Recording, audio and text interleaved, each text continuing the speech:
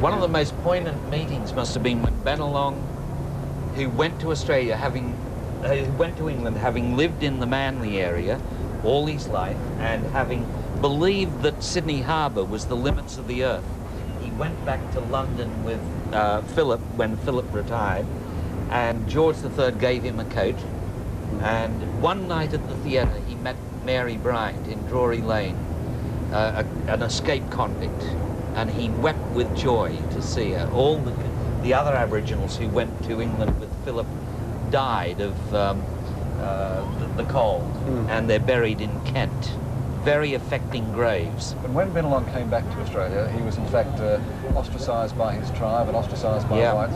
That coat George III gave him destroyed his tribal virtue, and he lost his wife. And he became a sad figure living on government handouts on that point, Bennelong Point. In fact, his story is an encapsulation of what's happened to a lot of Australians, the original Australians. It's such an eloquent summing up of everything that's happened to Aboriginals, all the harm that's been done to them just because of the sort of people we are, just because we have booze, just because we believe in real estate, just because we carry certain viruses in our bloodstream that they don't, or they didn't. Yes. Symbolic as well, Bob, that that Aboriginal embassy is set up today there at Farm Cove, just near Mrs. Macquarie's chair. Yes, highly so, and deliberately so too, and rightly so. Which is where they believe Philip stepped ashore first. Yes. And the great shot then of the people on the Sydney Harbour Bridge as well. What a marvellous view, almost as good as our view from here, they must have. They don't look to me like sort of flowers and confetti scattered along the points. It looks like an enormous congregation of rosellas, with, I suppose, a few galahs. That's us. There you go. And some fish as well. Yeah.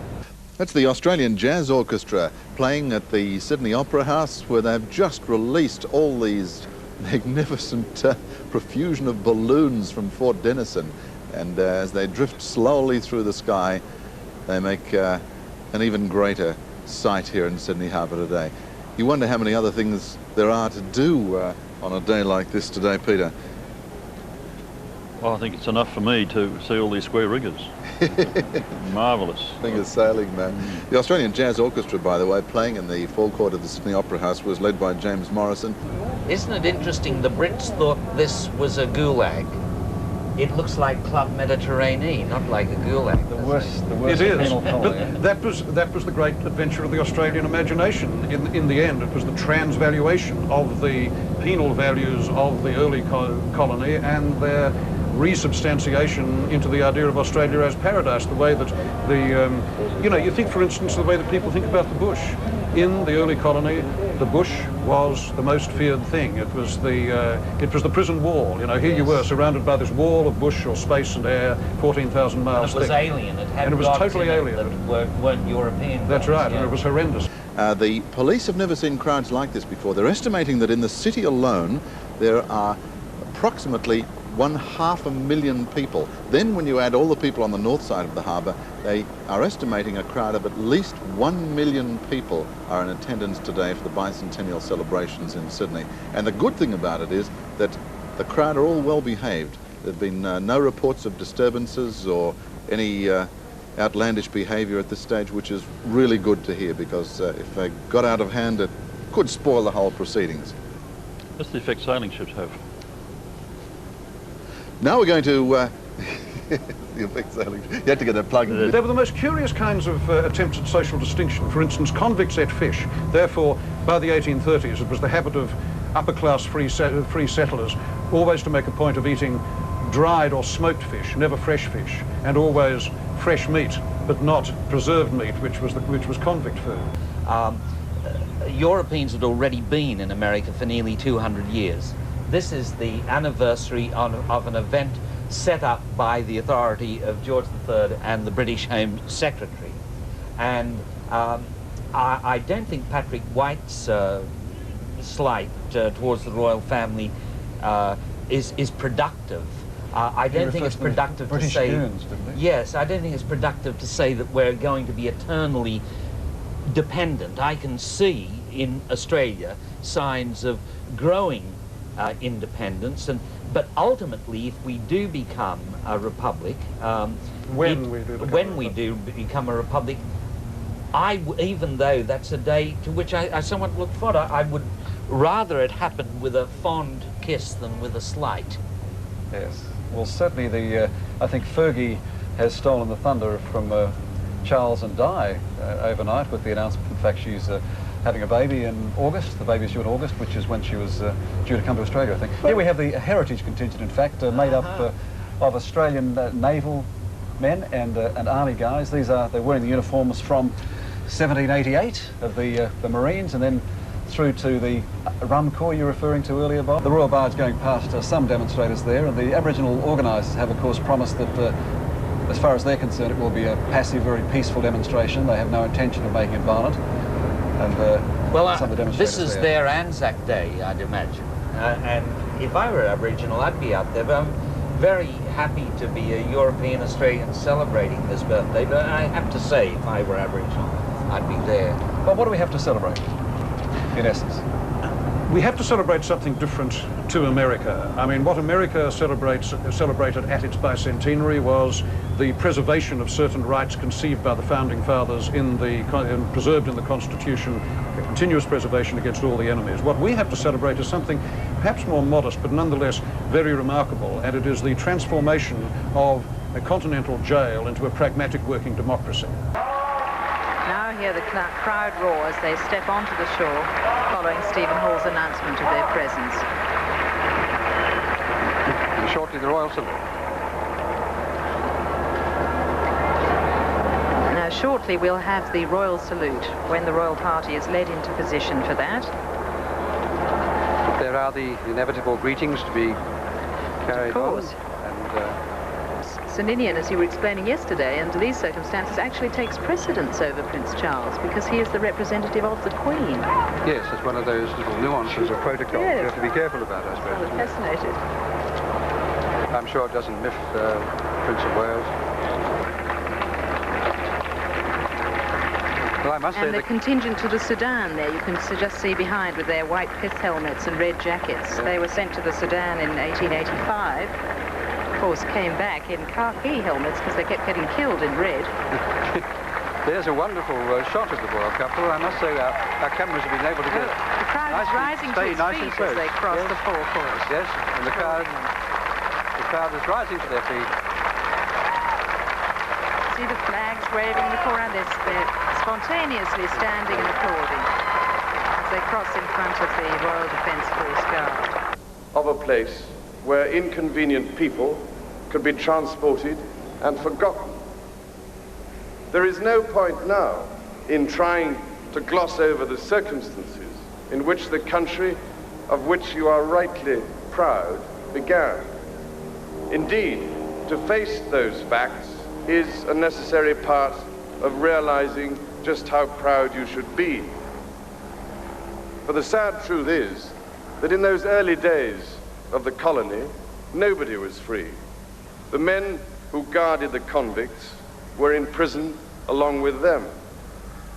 They were all a long way from home, and they all, no doubt, thought that Australia was the worst place in the world. But the best part about the story is that they made their prison into a new home, where freedom became not just the dream of those in shackles, but a reality for everybody. It didn't happen by accident. It took the intelligence and courage of brave men and women. Even within the astonishingly brief span which covers the whole history of modern Australia, the process of making liberty an institution took time. For the original people of this land, it must all have seemed very different.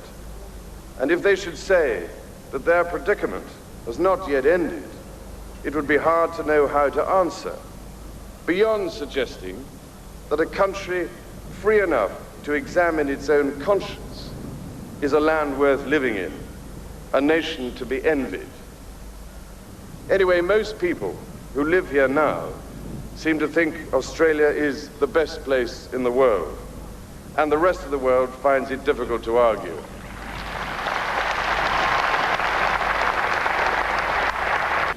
Amarina in the background there, one of the first fleeters, the largest of the first fleeters.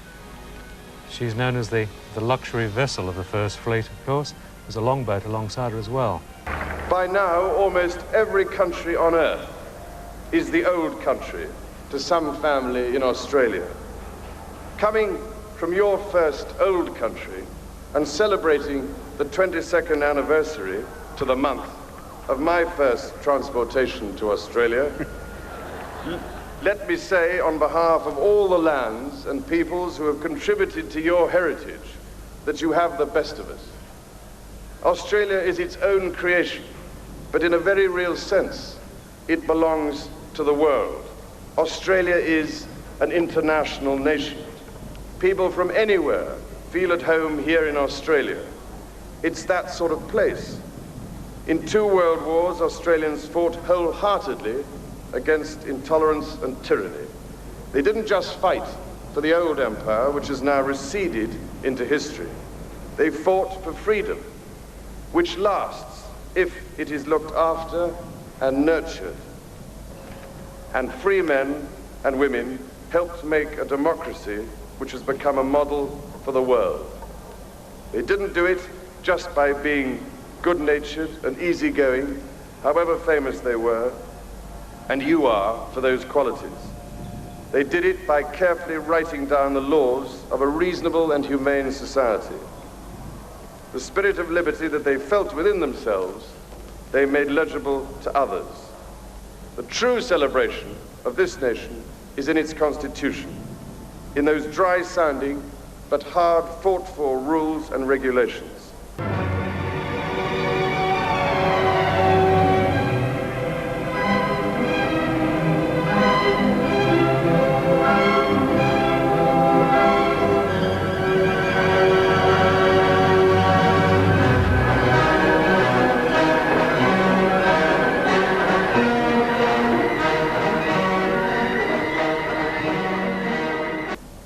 While I was here, I had the pommy bits bashed off me. Rather excited Prime Minister. Yes, with Prince Charles and also Mr. Unsworth. Prime Minister's having a very close look there. Aussie flags everywhere, it seems. People are enjoying themselves. It's a birthday party. The royals are now departing, Prince Charles and Princess Diana. They'll be going to a luncheon. They'll have a brief break. I think there's going to be a lot of people there by the sound of it too.